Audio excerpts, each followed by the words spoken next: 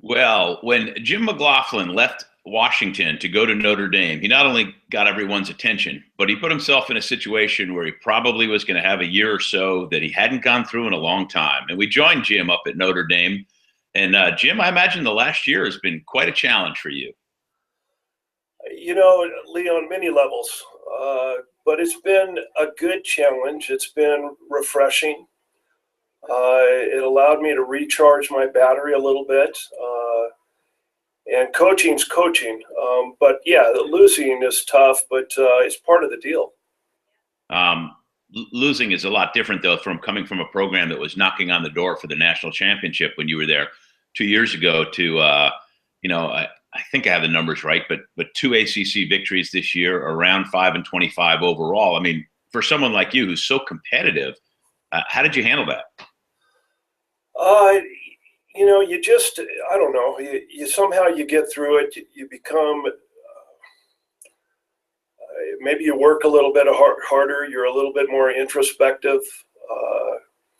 It's very challenging, but, Lee, I came into it eyes wide open with the state of the program. I know this business. I've been doing it. There's no magic. It's about, a lot of hard work, getting things in place. But I also saw the potential here in Notre Dame, and I felt, it was a good deal for our family. And it just made sense on a lot of levels, but it was one of the hardest things I've ever done. Well, you're certainly in the middle of an extremely fertile recruiting area, and the brand of Notre Dame allows you to recruit nationally and internationally. So I'm sure you devote most of your time to recruiting, especially this time of year. For sure. We're getting things in place. It's been remarkable because of the interest and the level of interest. But there are a lot of kids in this region. And then just like you said, with Notre Dame, you can recruit the country. But I can get in a car. I will tonight. I can drive 4 hours and see 2, 3, 4 kids that are very, very good. So we're starting to get the return on it. We've been working hard. My staff's been really getting after it. And we're getting some good kids that are going to help us get to where we want to go. Now, I've never been to one of your practices, but it's my understanding that a Jim McLaughlin practice is not for the faint of heart or for the weak-minded. And I would imagine that when you came in and took over, you always hear this phrase about coaches coming in, but a change of culture, but the way that you do things. I mean, that was probably a big part of what had to happen. Sure. The first thing, you're right, you got to get your core values in place, and you got to teach them in a manner that it becomes part of the kids. And we actually presented it to the team, had them really deeply think about it and what they wanted to become, but more importantly, what they were willing to sacrifice, the pain involved in becoming great. And then they had to teach us those core values. But slowly things are getting in place. We have made some changes. We just have a long ways to go, but we are moving forward, believe it or not. No, I absolutely believe it. It's not an easy thing in your league with Notre Dame being in the ACC. I mean, you've got, among others, North Carolina, Louisville, Miami. I hope I'm not. Pitt had a great year last year. I could go on and on. So there's a lot of hurdles to leap. And then you and I talked earlier in the week. The schedule is brutal in the ACC, and you guys are trying to address that, aren't you? For sure. There's some good coaches too. This league, the conference is tough. But I've always believed that what you do in your gym Monday through Friday is the key. And if we can meet some great standards with great regularity in our gym, then we can do it anywhere in the country.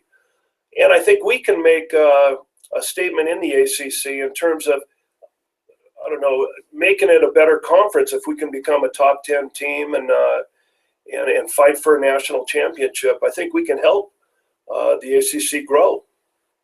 I'll defer to you to name a couple of kids who are part of this, rebuilding process and make you optimistic about next year. And then if you want to mention any, incoming kids, that'd be great too. Well, I can't mention the kids coming in at 17 and 18. But, the most important thing, Lee, is the kids in the program are developing. Everybody is developing. We've set some goals. We're helping them learn how to obtain those goals weekly and make progress towards that end, not just learn how to work harder, but learn how to make changes in their game. That's the first part of winning, is changing who you are and how you play the game, how you think, and your emotions. So everybody has upgraded. We should be a much better team just because of that. But and then you got to get the kids in, and you're recruiting 4 or 5 days a week, especially here at Notre Dame, where I can drive every night to see kids. Yeah. All right. I'll get you out of here on this. Tell me the pitch that you make when you do get into the home and visit with a kid and tell them why they should come play for you and play for Notre Dame. Well, we're still not pro volleyball. It's not USA volleyball, and education is a big factor. And so I believe we can be the best of both worlds here at Notre Dame. And then just, we're teaching these kids, you have to go to class here, but you should go to class at any school. We ask you to become a better person, which is critical. You're not just getting a degree, but you're learning how to live your life at a higher level. And you got to win at Notre Dame. You got to win in everything you do, in the classroom, on the court. And being associated with the tradition and the number of people associated with this place will help you become a more successful person, I believe. I love being here. The values talk to me every day.